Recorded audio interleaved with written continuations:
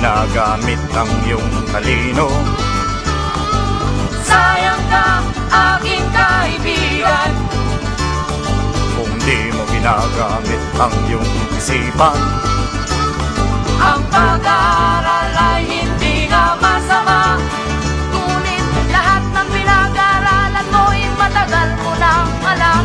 Ang buto ay kailangan tiligin lamang upang maging isang tunay na halaman. Pare ko, sayang ka, Kung ika'y musikerong walang nagawang kanta. sayang ka, kung ikaw Ay taong walang ginawa kundi ang lumaya.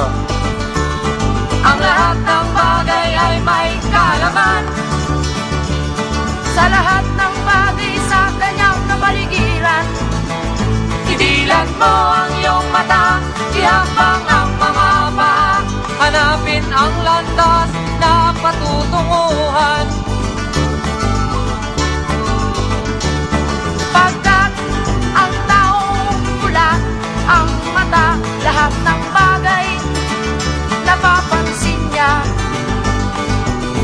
Bawat kilos niya ay may dahilan, bawat hakbang may patutunguhan. Kilos na sayang ka, aking kaibigan. Kung di mo makita ang gamit ng kalikasan. Ang araw at ulan, Sila ay narito, isa ang dahilan.